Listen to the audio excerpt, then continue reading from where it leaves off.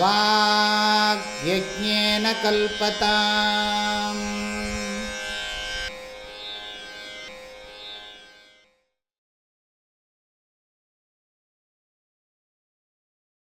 வித்வான் ச தஸ்மா உபசத்தி மீயுஷே முமுக்ஷவே சாது யதோக்தகாரிணே பிரசாந்தசித்தாய சமான்விதாய தத்வோபதேசம் கிருபயைவ குர்யாத். வித்வான் ச தஸ்மா உபசத்தி மீயுஷே முமுக்ஷவே சாது யதோக்தகாரிணே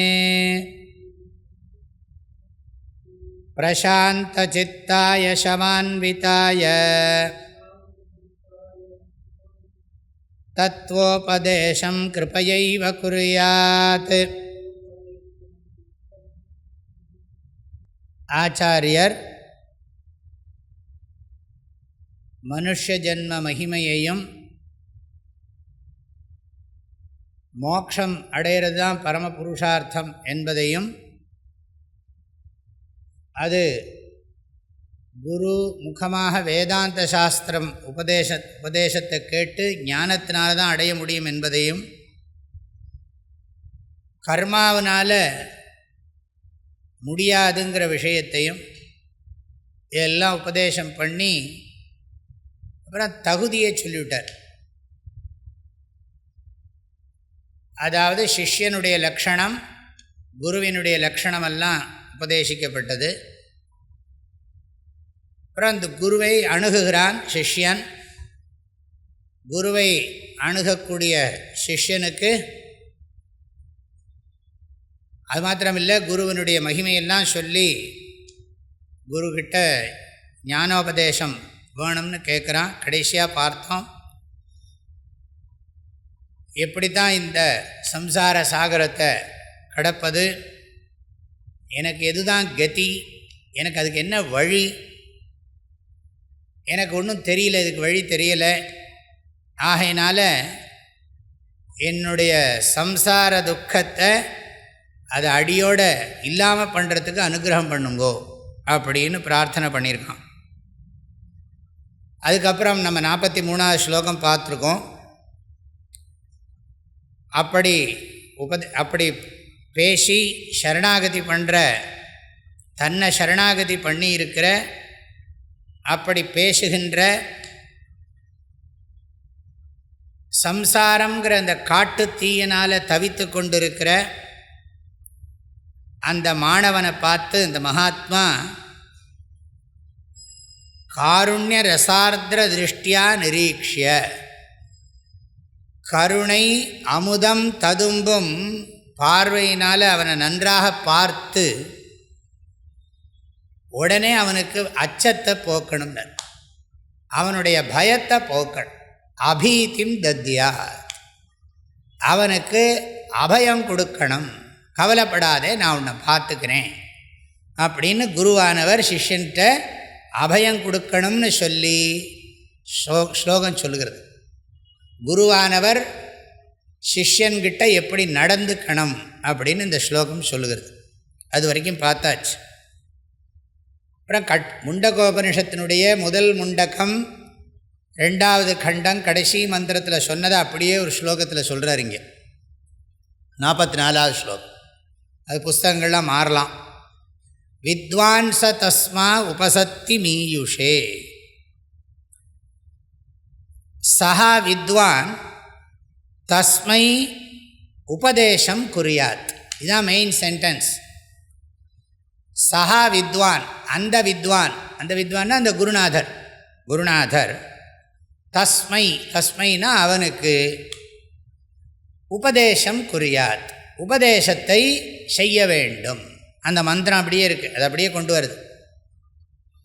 அந்த மந்திரம் என்ன சொல்லுகிறதுன்னா, தஸ்மை ச வித்வான் உபசன்னாய சம்யக் பிரசாந்த சித்தாய சமான்விதாய ஏனாட்சரம் புருஷம் வேத சத்தியம் தாகும் ஹோவாச்ச தத்துவத்தோ பிரம்ம வித்யாம் அப்படின்னு அந்த மந்திரம் சொல்லியிருக்கு. அது அப்படியே ஸ்லோகா ஃபார்மில் இங்கே சொல்லியிருக்கார்.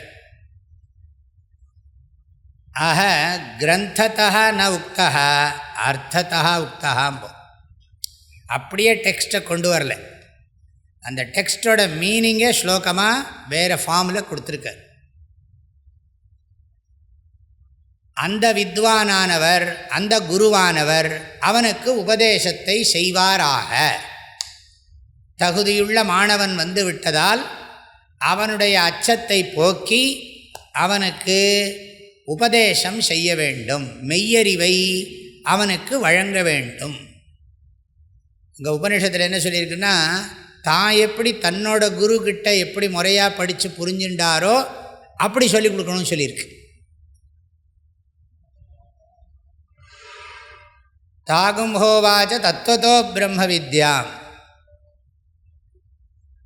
தஸ்மை ச வித்வான் உபசன்னாய சம்யக் பிரசாந்த சித்தாய சமான்விதாய ஏன அக்ஷரம் புருஷம் வேத. எவ்வாறு அவர் அந்த அக்ஷர புருஷனை அறிந்து கொண்டாரோ, தாம் உவாச்ச தத்துவத்தோ பிரம்ம வித்யாம், தாம் பிரம்ம வித்யாம் தத்துவத்தா உவாச்ச. அதை அப்படியே சொல்லிக் கொடுக்கணும். அவர் எப்படி அவர் குருக்கிட்ட போய் படித்து தெரிஞ்சுட்டாரோ அதை அப்படியே சிஷ்யனுக்கு சொல்லிக் கொடுக்கணும் அப்படின்னு உபனிஷத்தில் சொல்லியிருக்கு. அதெல்லாம் இங்கே வேறு இதாக சொல்கிறார் பாருங்க. அப்படியே சஹா வித்வான் உபதேசம் குறியார் தஸ்மை, அவனுக்கு, எப்படிப்பட்ட அவனுக்கு, உபசத்தி மீயுஷே முமுக்ஷவே சாது யதோக்த காரிணே பிரசாந்த சித்தாய சமான்விதாய. இதெல்லாம் அவனோட தகுதிகள், சிஷ்யனுடைய தகுதிகளை சொல்கிறார். உபசத்தி மீயுஷே, உபசத்தி மீயுஷேன்னா முறைப்படி தன்னை அணுகியவனுக்கு, வந்து நமஸ்காரம் பண்ணி மரியாதையாக பணிவாக கேட்குற அவனுக்கு அப்படின்னு அர்த்தம். ரொம்ப அழகாக சொல்லியிருக்கான். பணிவாக தன்னுடைய பணிவெல்லாம் வார்த்தைகளால் வெளிப்படுத்தியிருக்கான் இதுக்கு முன்னால் ஸ்லோகங்களில். அதனால் சொல்கிறார் உபசத்திம் ஈயுஷே, உபசத்தி மீயுஷே விதிவத்து சமீபம் கதாய அப்படிங்கிற. விதிவத்து, விதிவத்துனா முறைப்படி, சாஸ்திரத்தில் சொன்னபடி நான் பக்குவப்பட்டுட்டேன். அந்த எல்லாத்துக்கும் அந்த ஒரு குச்சியை கொண்டு வரும், சமித்து குச்சி, மரத்துலேருந்து தானாக விழுந்த அரசங்குச்சி புரசங்குச்சி எடுத்துகிட்டு போய் குருக்கிட்ட காட்டுறது. எப்படி மரத்துலேருந்து இது தானாக விழுந்துடுச்சோ அப்படி. அது மாத்திரமில்லை, அது சீக்கிரம் எரியக்கூடிய சக்தி படைத்தது. அதனால் அதை வந்து அக்னியில் போட்டால் உடனே எரிஞ்சிடும். அது மாதிரி நானும் பக்குவப்பட்டிருக்கேன் அப்படிங்கிறத அடையாளமாக காட்டுது. ஒரு குச்சியை காமிச்சா போகிறோம், இந்த பாருங்க இது எப்படி இருக்குது, அது மாதிரி நான் ரெடியாக இருக்கேன்னு அர்த்தம். நீங்கள் சொன்னால் நான் அப்படியே கப்புன்னு பிடிச்சிப்பேன் ஆனால் அதை சிம்பாலிக்காக காட்டுறான் சிஷ்யன். வந்து அதை காட்டுறான், இந்த பாருங்க இந்த சமித்து இருக்கே, இது எப்படி அக்னியில் போட்டால் உடனே பஸ்மம் ஆகிடுமோ அது மாதிரி நான் உடனே புரிஞ்சு நான் மோட்சம் அடைஞ்சிடுவேன் அப்படிங்கிறதுக்கு அடையாளமாக அதை காட்டுறான். அப்போ தன்னுடைய பக்குவத்தை வார்த்தையாளராக சொல்லியாச்சு, இந்த அடையாளத்தையும் காட்டியாச்சு. இங்கே உபனிஷத் இங்கே காணணும், சமித் பாணின்னு சொல்லலை. அதனால் நம்ம அதை புரிஞ்சுக்கணும். பாணினா கை, சமித்துன்னா அந்த அரச மரத்துலேருந்து புரச மரத்துலேருந்து ஹோமத்துக்குள்ள குச்சிகள் தானாக விழுந்த குச்சிகள், நாம் போய் உடைக்கக்கூடாது. உடைச்சா அதை வந்து அக்னியில் போட்டால் உடனே எரியாது. அதனால தான் சமித்து பிறக்கிறதும்பாங்க சாஸ்திரத்துலலாம். சமித்து பிறக்கிறது, தர்பை அறுக்கிறது, தர்பை எடுத்துகிட்டு வருவாங்க. இதெல்லாம் ஹோமத்துக்குள்ள பொருள்கள், வழிபாட்டுக்குரிய ஹோமத்துக்குள்ள பொருள்கள். ஆனால் இதை வந்து சிம்பாலிக்காக காட்டுறான் பக்குவத்தை. ஆனால் இங்கே அது இல்லை. போனவன் வெறுங்கையோடே போகாத வண்ணம் ஞான சர்க்குருவை கண்டு நன்றாக வணங்கினானே அப்படின்னு கைவல்ய நவனியத்தில் இருக்குது. ஆன பின் அர்த்த ஏடனைகள் மூன்றில் காணவர் வலையில் பட்டு கைதப்பி ஓடும் மான் போலே போனவன் வெறுங்கையோடே போகாத வண்ணம் ஞான சர்க்குருவை கண்டு நன்றாக வணங்கினானே அப்படின்னு கைவல்ய நவனியத்தில் சொல்லியிருக்கு. அதனால் இவன் எல்லாத்தையும் விட்டுட்டு குருக்கிட்ட போய் வெறுங்கையோடு போகாத வண்ணம்னா என்ன, ஏதோ ஒரு பழம், ஒரு பூ, தன்னுடைய அன்பை நம்பிக்கையை வெளிப்படுத்துகிற அடையாளம். அதை கொண்டு போய் குருக்கிட்ட வச்சுட்டு நமஸ்காரம் பண்ணுறான். அது மாதிரி இவனும் என்ன பண்ணுறான், முறைப்படி அணுகி பணிவாக இருக்கான். அதுதான் சொல்கிறார் உபசத்தி மீயுஷே. உபசத்தி மீயுஷேன்னா விதிவத்து சமீபம் கதாய. மீயுஷேன்னா என்ன அர்த்தம், சமீபத்தில் வந்திருக்கிற, அருகாமையில் முறைப்படி தன் அருகில் வந்திருக்கின்ற மாணவனுக்கு அப்படின்னு அர்த்தம். தஸ்மைனா அவனுக்கு, முறைப்படி தன் அருகில் வந்திருக்கிற அவனுக்கு. வேறு என்னெல்லாம் குவாலிஃபிகேஷன் இருக்குது அவனுக்குன்னா, முமுக்ஷவே, மோட்சம் அடையணும்னு அவனுக்கு ஆசை இருக்குது. எனக்கு வேறு ஒன்றும் வேண்டாம், அர்த்தினே காமினே அதெல்லாம் இல்லை. அர்த்தினே காமினே தர்மினே இல்லை. தர்மாய அர்த்தாய காமாய. அதாவது பணத்துக்காக குருக்கிட்ட வரல, எனக்கு ஏதாவது யாராவது பொண்ணு இருந்தால் சொல்லுங்க, கல்யாணம் பண்ணி வைங்கன்னு சொல்லி வரல. சுவாமி எனக்கு குழந்தை பிறக்கல, ஏதாவது மந்திரம் சொல்லி கொடுங்கோ, அது கேட்குறதுக்காக வரல. அப்புறம் சுவாமி நான் ஏதாவது புண்ணியம் பண்ணுறதுக்கு ஏதாவது மந்திரம் இருந்தால் புண்ணியத்தை சம்பாதிக்கிறதுக்கு சொல்லி கொடுங்கோ, அதுவும் கேட்கல. சுவாமி எனக்கு பொருளுக்கு ஏதாவது வழி சொல்லுங்கோ, பொருள் பெறணும், நான் எவ்வளோ உழைச்சாலும் பணம் வரமாட்டேங்கிறது, அதனால் எனக்கு பொருள் பெறத்துக்காக ஏதாவது மந்திரம் சொல்லி கொடுங்கோ அப்படின்னு கேட்டு வரல. இல்லை எனக்கு திருமணம் ஆகணும், குழந்தை பிறக்கணும், கடன் தொல்லை தீரணும் அப்படின்னு கேட்டு இவன் வரல. இல்லை நான் ஏதாவது நல்ல காரியம் பண்ணணும், ஏதாவது ஒரு கோயில் கும்பாபிஷேகம் பண்ணணும்னு ஆசைப்படுறேன், ஒரு கோவில் இருந்தால் சொல்லுங்கள், நான் செலவு பண்ணுறேன், அதுக்கு நீங்கள் சொல்லுங்கள், வழிகாட்டுங்க, அப்படியும் கேட்கல. ஏதாவது நான் நிறைய எங்கிட்ட பணம் இருக்குது, மனுஷாலாம் இருக்காங்க, ஒரு நல்ல காரியம் செய்யணும்னு ஆசைப்படுறேன், அந்த நல்ல காரியத்துக்கு நீங்கள் ஏதாவது கைடன்ஸ் கொடுக்க முடியுமா அப்படின்னும் கேட்டு வரல. சுவாமி நான் நிம்மதியாக இருக்கணும், அதுக்கு வழி சொல்லு, அது கேட்குறான். ஆக முமுக்ஷவேன்னா மோட்சத்தை விரும்பி தன்னிடம் வந்திருக்கின்ற, அவன் சொல்லிட்டான் எனக்கு மோட்சம்தான் வேணும்னு கேட்டு வந்திருக்கான். அதனால் முக்தியை விரும்பி தன்னிடம் வந்துள்ள அவனுக்கு, அவனுக்கு சாது யதோக்த காரிணே, சாது யதோக்த காரிணே. சாது யதோக்த காரிணேன்னா சொல்கிறார் சம்யக் விஹித அனுஷ்டாத்ரே. சாஸ்திரத்தில் என்னெல்லாம் சொல்லியிருக்கோ, காலம்பரை இத்தனை மணிக்கு எந்திரிக்கணும்னா எந்திரிக்கிறான், இந்த பூஜையை ஜபம் பண்ணணும்னா பண்ணுறான். சாஸ்திரத்தில் வாழ்க்கையை காலையிலேருந்து ராத்திரி வரைக்கும் எப்படி நடத்தணும்னு உபதேசம் பண்ணியிருக்கோ அதுபடி தான் வாழ்க்கையை நடத்துகிறான். அதை தான் சொல்கிறார், சாஸ்திரங்களில் சொல்லப்பட்டபடி தன் வாழ்க்கையை முறையாக நடத்துகின்றவனுக்கு, அதாவது ஈகோ இல்லாதவனுக்கு. இதெல்லாம் அர்த்தம் இருக்குது. பெரியவங்க என்ன சொல்லியிருக்காங்களோ அதை நான் ஒபே பண்ணுறேன், இம்ப்ளிசிட்லி ஒபே ஸ்கிரிப்சர்ஸ். சாஸ்திரத்தில் சொல்லியிருக்கிறத நான் முறைப்படி ஒழுங்காக செய்கிறேன், சட்டத்தை மதிக்கிறேன், அரசாங்கத்தினுடைய சட்டத்தை மதிக்கிறேன், ஒரு தனி மனிதன் எப்படி வாழணும்னு பெரியவங்க வகுத்து கொடுத்துருக்காங்களோ அதை நான் மதிக்கிறேன் அப்படின்னு நினச்சி. யதோக்த காரின்னா என்ன அர்த்தம்னா, ஒரு கோவிலே இருக்குது, ஒரு சுவாமி பேரே பெருமாளுக்கே தான் பேர் யதோக்த காரின்னு இருக்காருன்னு நினைக்கிறேன். காஞ்சிபுரத்தில் சுவாமிக்கு பேர் யதோக்த காரி. அது பேர் தமிழில் என்ன தெரியுமா, சொன்ன வண்ணம் செய்த பெருமாள். சொன்ன வண்ணம் செய்த பெருமாள். அது என்ன சொன்னாராம், யாரோ ஒரு ஆழ்வார் சொன்னாராம், பையனாக பாயை சுருட்டிக்கொள் அப்படின்னாராம். உடனே பாயை சுருட்டிட்டாராம். இந்த ராஜா ரொம்ப ஒழுங்காக இல்லை, நம்மளை ரொம்ப படுத்துகிறான், கிளம்பி இந்த ஊரை விட்டு போயிடலான்னாராம் பெருமாள்கிட்ட போய் ஆழ்வார். இந்த ஆள் இது சரியில்லை, இந்த ஊர் ராஜா இவனும் சரியில்லை, கிளம்பு.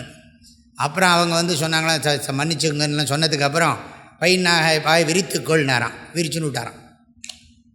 அதாவது என்னது, அடியாருக்கு எளியவன் ஆண்டவன், பக்த பராதீனா, அடியாருக்கு எளியவன் ஆண்டவன். அது மாதிரி அங்கே சொன்னது பக்தன் சொன்னதை செஞ்சதுன்னு அர்த்தம். அங்கே ஆனால் இங்கே அப்படி இல்லை, சாஸ்திரம் சொன்னபடி இவன் நடக்கிறான்.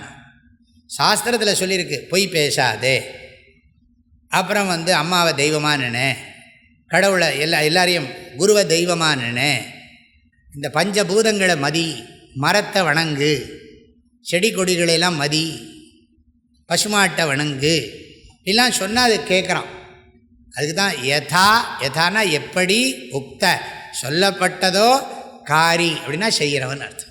சாஸ்திரங்களில் வள்ளுவர் சொன்னபடி நான் வாழ்கிறேன்னா, வையத்துள் வாழ்வாங்கு வாழ்வதற்கான வாழ்க்கை நெறிகளை வள்ளுவர் வகுத்து கொடுத்திருக்கிறார். வள்ளுவர் வகுத்து கொடுத்த நெறியிலே நான் வாழ்கிறேன். அவங்க பெரியவங்க போட்ட பாதையில் நான் அழகாக போகிறேன். சக்கனி ராஜமார்க்கமும் நான் அதை ஒழுங்காக பண்ணுறேன். அதை தான் சொல்கிறார். யதோக்தகாரிணே சிஷ்யாய, சொல்கிறத சாது யதோக்தம்னு போட்டிருக்கார். நமக்கு நன்மையை உபதேசிக்கின்ற சாஸ்திரங்கள்னு அர்த்தம். நம்மளை இன்னொருத்தனுடைய சுயநலத்துக்காக நம்ம பண்ணலை, நம்முடைய நலத்துக்காக நம்ம பண்ணுறோம். சாது யதோக்த காரிணே, சாஸ்திரத்தில் நமக்கு நல்லதாக என்னெல்லாம் சொல்லப்பட்டிருக்கோ அதை ஒழுங்காக செய்கிற சிஷ்யனுக்கு, அற வாழ்க்கையை முறையாக கடைப்பிடிக்கின்றவனுக்குன்னு அர்த்தம். ஆக என்னெல்லாம் சொல்லியிருக்கார், தன்னை முறைப்படி அணுகியவன், இதை ரீஅரேஞ்ச் பண்ணலாம். முக்தியை விரும்பினவன், அவனுக்கு நான் அப்புறம் எப்படி பண்ணுறதுன்னு சொல்கிறேன். அது முக்தியை விரும்பினவன், அதுக்கு ஒரு உபனிஷத்து மந்திரம் இருக்குது.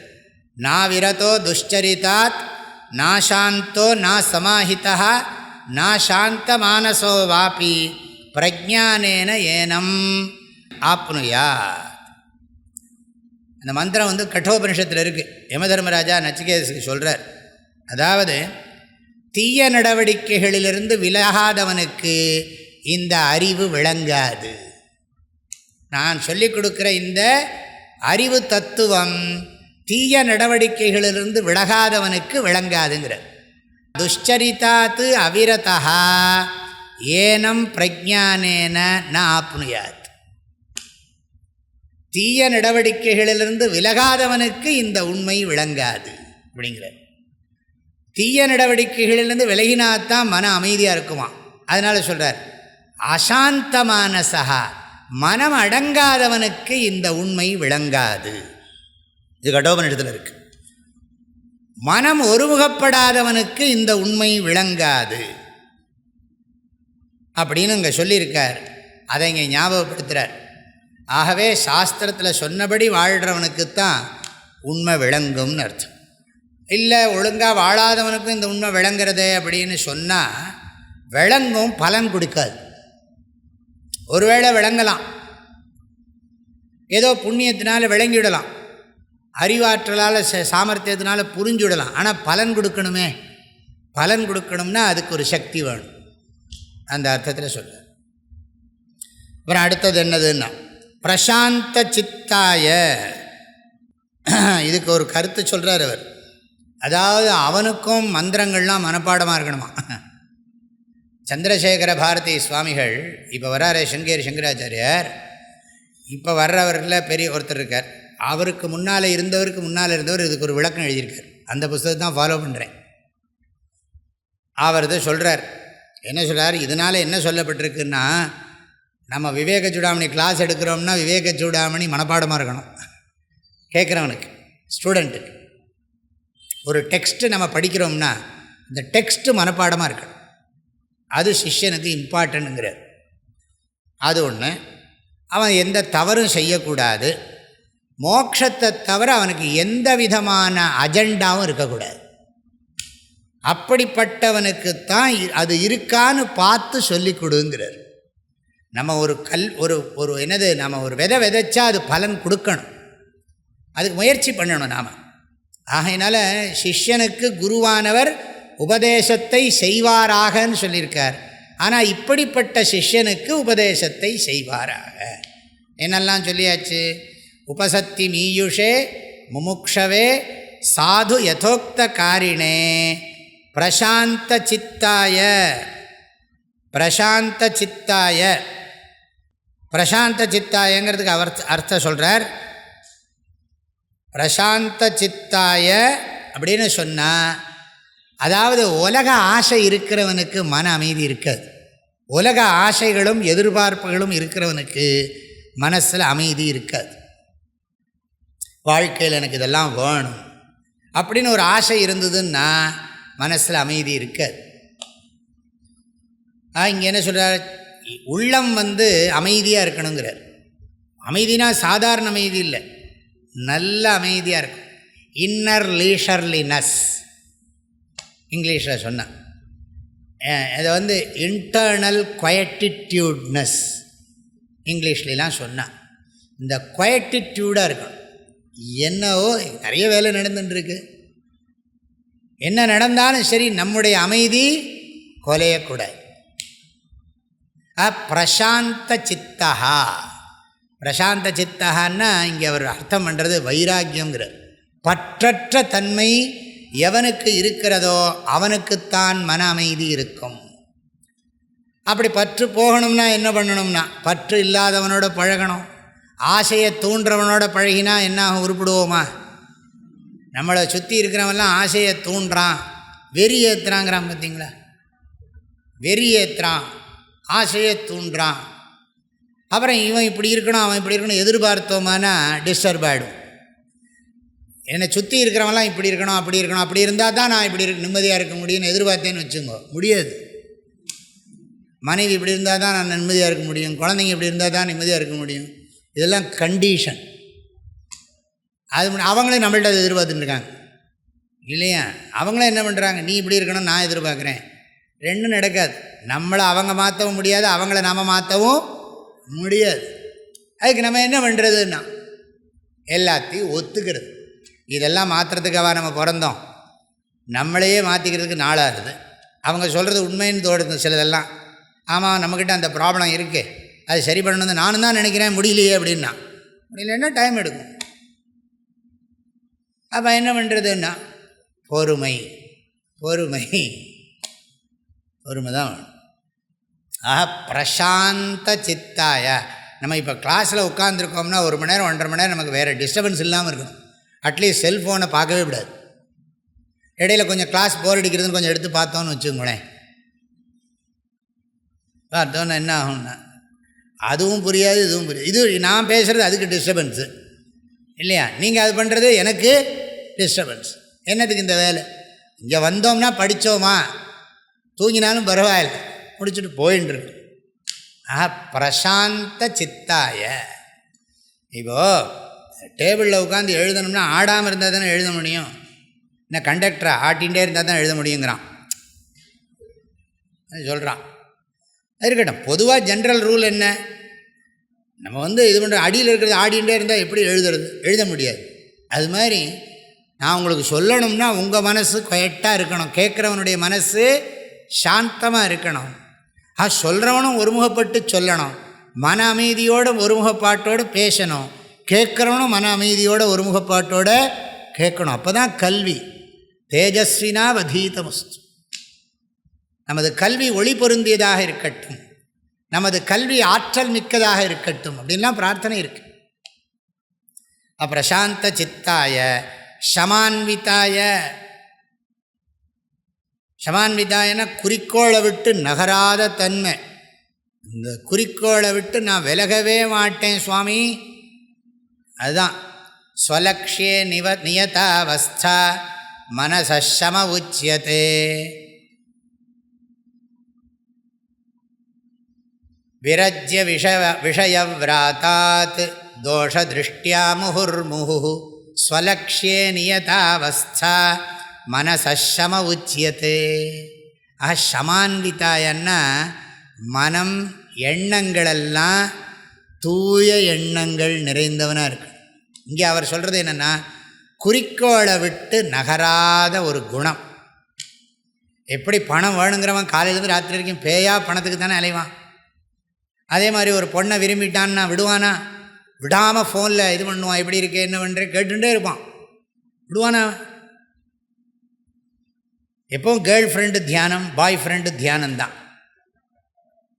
அது பண்ணிகிட்டே இருப்பான். அதே மாதிரி தான் இதுலேயும். அதே மாதிரி புண்ணியம் பண்ணுறதுனா என்ன பண்ணி, இப்போ சங்கராச்சாரிய வராருன்னா அவரையே நினச்சிட்டு இருப்போம், வரப்போகிறார் அவர் நல்லா இது பண்ணணும் அப்படின்னு நினச்சிட்டே இருப்போம் இல்லையா? அது மாதிரி தான். அடுத்தது என்னதுன்னா இங்கே இதே தான். எனக்கு படிக்கணும் காலம்பரை உண்ட கோபுரேஷத்து முடிஞ்சு போச்சு, விவேக சூடாமணி, அப்புறம் சாயங்காலம் இருக்குது 7லேருந்து 8, அதுதான் எனக்கு லட்சியம். இதுக்கு இடையில் செவிக்கு உணவு இல்லாத போது சிறிது வயிற்றுக்கும் ஈயப்படும். எதற்கு வயிற்றுக்கு ஈயப்படுகிறது என்றால் மீண்டும் செவிக்கு உணவு கொடுப்பதற்காகன்னார் பரிமேலழகர் சொன்னார். செவிக்கு உணவு இல்லாத போது சிறிது வயிற்றுக்கும் ஈயப்படும் குறளில் இருக்குது. எதுக்காக ஈயப்படும்னார்? மீண்டும் செவிக்கு உணவை தருவதற்காக. என்னமா எல்லாம் யோசிக்கிறாங்க பாரு. நம்ம ஆளுக்கெல்லாம் என்னெல்லாமோ யோசிச்சுட்டு இருக்கான். இன்றைக்கி என்ன அவர் என்ன சொன்னார்னா, யூஸ்லெஸ் ஃபெலோஸ். இவங்களை பற்றி பேசுகிறதுக்கு நம்ம பிறந்திருக்கோம். இந்த பொலிட்டீஷியன்ஸ் எல்லாம் யூஸ்ஃபுல் ஃபெலோஸா யூஸ்லெஸ் ஃபெலோஸா? அப்போ எல்லாரையும் 100% நான் சொல்லலை. உடனே சண்டைக்கு வந்துடுவான், எங்கள் தலைவர் யூஸ்லெஸ் ஃபெலோவா அப்படின்னு கேட்டுருவான். அதுக்காக இல்லை, மெஜாரிட்டி அதுதான்ப்பா இருக்குது, உனக்கே தெரியுமே.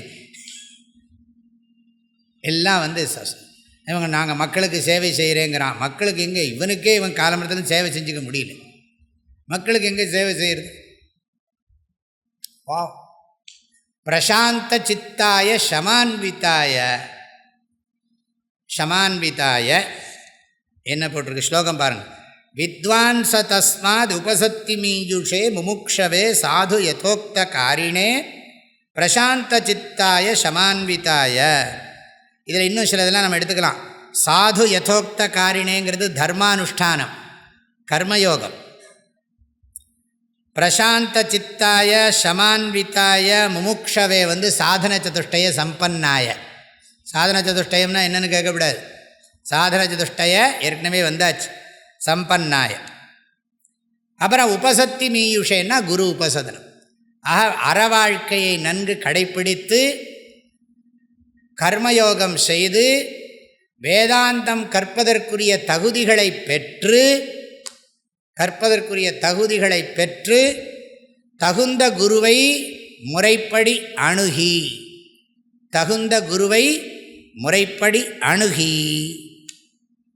அப்படிங்கிற அர்த்தம்.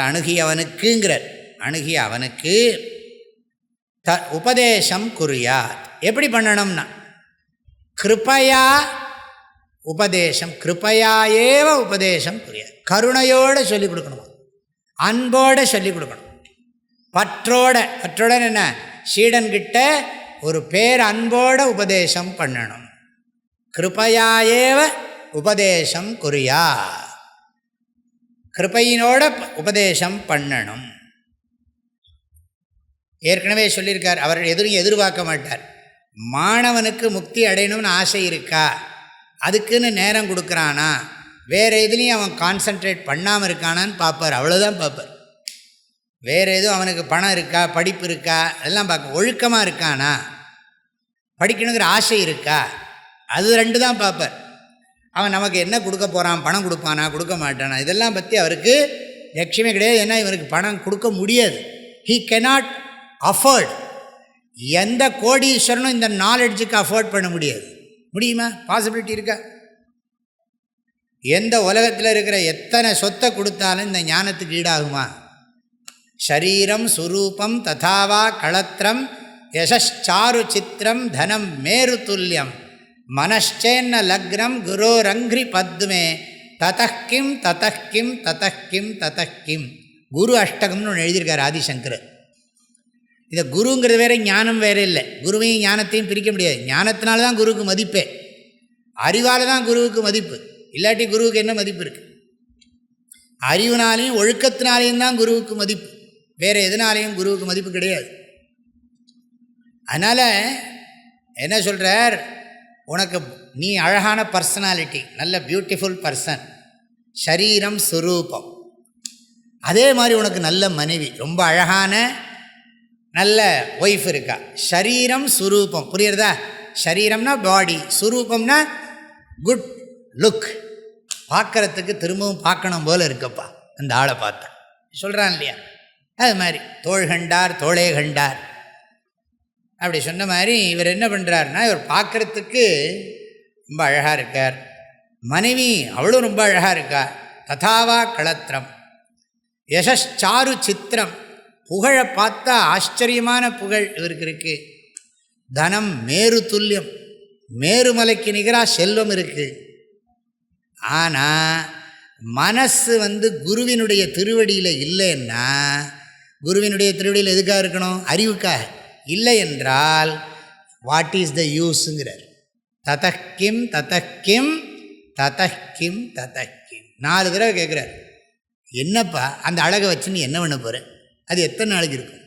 உன் அழகு, உன் ஒய்ஃபோட அழகு என்ன, உனக்கு இருக்கிற புகழ், அப்புறம் உங்கள்கிட்ட இருக்கிற பணத்துக்கு என்ன யூஸ்? 4 தானே சொன்னார். ததக்கிம் ததக்கிம் ததக்கிம். நீ அழகாக இருந்து என்ன பிரயோஜனம்? ஓம் மனைவி அழகாக இருந்து என்ன பிரயோஜனம்? உனக்கு எவ்வளவோ புகழ் இருந்து என்ன பிரயோஜனம்? ஊர்லேயே உனக்கு நீ போனால் கன்வேயன்ஸு முன்னாடி 25 போலீஸ் போகுது வருது, பின்னால் வருது, சைடில் வேறு பால் இது, அப்படியே காரில் தொங்கிகிட்டே போகிறான். எல்லாம் இருக்குது, உனக்கு எல்லாம் இருக்குது. அது மாத்திரமில்லை, உனக்கா நீ ஒரு ஐலாண்ட்லேயே நிறைய கட்டி வச்சுருக்க பங்களாங்கிறான். தனம் மேரு துல்லியம் அப்படிங்கிறான். ஆனால் உன்னுடைய மனம் மாத்திரம் குருவினுடைய திருவடியில் இல்லைன்னா what is the use, what is the use, what is the use, what is the யூஸுங்கிறது 4 தடவை. ததக்கிம் ததக்கிம் ததக்கிம் ததக்கிம். இது மாதிரி 8 ஸ்லோகம் இருக்குது. உனக்கு உலகமே உனக்கு புகழ்ந்தா என்ன, என்னதான் படித்தா என்ன, அறிவில் நிலைச்சு நிற்கணுங்கிற ரொம்ப அழகான ஸ்லோகங்கள். ஆக அவனுக்கு கிருபையோடு பண்ணணும், கருணையோட உபதேசம் பண்ணணும். உபதேசம் குறியாதேவ, இந்த ஏவங்கிறதுக்கே கிருபையைவன் இருக்கு. அவனுக்கு உபதேசம் பண்ணித்தான் ஆகணும். He is well qualified person. அதனால் அவனை நீ நெகேட் பண்ணாதே, அவனுக்கு டீச் பண்ணுங்கிறார், உபதேசம் பண்ணுறார். குருவுக்கு எதை உபதேசம் பண்ணுறது? ஊர்க்கதைவா? சரி, அவன் வந்திருக்கான், சரி வா, ரொம்ப நாளாச்சு, என் வீட்டு கதையெல்லாம் கூட கொஞ்சம் நேரம் பேசலான்னு. அதுக்காக இல்லைப்பா, தத்துவோபதேசம் குறியா. இதுக்காக சொல்கிறேன், தத்துவோபதேசம் குறியா. தத்துவோபதேசம்னா என்ன? தத்துவத்தை பற்றி. தத்துவம்னா என்ன? மெய்யுணர்தல். மெய்யுணர்தல். இருள் நீங்கி இன்பம் பஜக்கும் அருள் நீங்கி மாசறு காட்சியவர்க்கு. ஆகையினால ஓர்த்து உள்ளம் உள்ளது உணரின் ஒருதலையா பேர்த்துள்ள வேண்டா பிறப்பு. ஆக அப்படிப்பட்ட உயர்ந்த தத்துவங்களை, மெய்ப்பொருளை பற்றின உண்மையை, தத்துவம்னா என்ன? யாண்டும் உள்ள பொருள், நிலையான பொருள், அறிவால் அழிக்க முடியாத பொருள், அறிவாலும் அழிக்க முடியாத பொருள். வேறு எதுனாலும் அறிவால் அழிக்கக்கூடிய பொருள் இருக்குது. இதெல்லாம் நம்ம அறிவால் எல்லாத்தையும் நீக்கிடலாம். அறிவாலும் அழிக்க முடியாத மெய்ப்பொருளை உபதேசம் செய்ய வேண்டும். நான் எதை வேணாலும் நீக்கிடலாம், ஆனால் என்ன நீக்க முடியாது. நீக்கிற என்ன எப்படி நீக்க முடியும்? நான் தன்னுணர்வையும் நீக்கிடலாம். தன்னுணர்வை நீக்கினாலும் தேர் இஸ் எ நெகேட்டர். ஆகையில நெகேட்டரை நீ நெவர் நெகேட்டட். நெகேட்டர்னஸ்ஸை நெகேட் பண்ணலாமே தவிர நெகேட்டரோட சப்ஸ்டான்ஸை நெகேட் பண்ண முடியாது. புரியுறதோ? இந்த இங்கிலீஷ் புரியுறதா? ஆக நீக்குகிறவனுடைய இருப்பை நீக்க முடியாது, நீக்குகின்றவனுடைய நீக்கும் தன்மையை நீக்கிவிடலாம். ஆனால் நீக்குகின்றவனுடைய இருப்பை நீக்க முடியாது. அதுதான் தத்துவம். அதுதான் தத்துவம். இந்த தத்துவத்தை உபதேசம் பண்ண. தத்துவத்தை 2ஆம் வேற்றுமை. தத்துவம் தத்வே தத்வானி, தத்துவம் தத்வே தத்வானி. ஏகவச்சனம், த்விதீயா விபக்தி ஏகவச்சனம் அப்படி சொல்லுவோம். த்விதீயா விபக்தி ஏகவச்சனம். தத்துவத்தை உபதேசம் செய்வானாக அப்படிங்கிறது அர்த்தம். தத்துவத்தை உபதேசம் செய்வாராக. யார்? குருநாதர். அப்படி வந்திருக்கிற சீடனுக்கு அவனுடைய அச்சத்தை போக்கி உபதேசம் செய்வாராக அப்படின்னு சொல்கிறார். ஆக குரு சிஷ்ய எல்லாம் வந்தாச்சு. இதிலேருந்து நம்ம எல்லாம் குரு லக்ஷணம் சிஷ்ய லக்ஷணம் குருக்கிட்ட போயாச்சு. குரு என்ன பண்ணணும்னு சாஸ்திரம் சொல்கிறது. ஓ குருவே, தயவுசெய்து இந்த சீடனுக்கு சொல்லிக் கொடுங்கள் அப்படி சொல்கிறது. இந்த சீடனுக்கு சொல்லிக் கொடுங்கள், இவனுக்கு தகுதி இருக்கிறது, இத்தகைய தகுதி இருக்கிற சீடனுக்கு நீங்கள் உபதேசம் செய்துதான் ஆக வேண்டும். நீங்கள் உங்கள் நேரத்தை ஒதுக்கி இவனுக்கென்று உங்கள் நேரத்தை கொடுத்து நீங்கள் இவனுக்கு உபதேசத்தை செய்துதான் ஆக வேண்டும் என்று சாஸ்திரம் கேட்டுக்கொள்கிறது. நீங்கள் எப்படி உங்கள் குருவிடம் சென்று கற்றுக்கொண்டீர்களோ அவ்வாறே இவனுக்கும் நீங்கள் கற்றுக் கொடுக்க வேண்டும் என்று பேரன்போடு கேட்டுக்கொள்கிறோம் அப்படின்னு விவேக சூடாமணி கிரந்தம் சொல்கிறது. இனி சிஷ்யனை பார்த்து குரு பேசுகிறார். எல்லாம் வந்தாச்சு. இனி குரு பேசுகிறார். வித்வான் ச தஸ்மா உபசத்தி மீயுஷே முமுக்ஷவே சாது யதோக்தகாரிணே பிரசாந்த சித்தாய சமான்விதாய தத்வோபதேசம் கிருபையைவ குர்யாத். வித்வான் ச தஸ்மா உபசத்தி மீயுஷே முமுக்ஷவே சாது யதோக்தகாரிணே பிரசாந்த சித்தாய சமான்விதாய தத்வோபதேசம் கிருபையைவ குர்யாத்.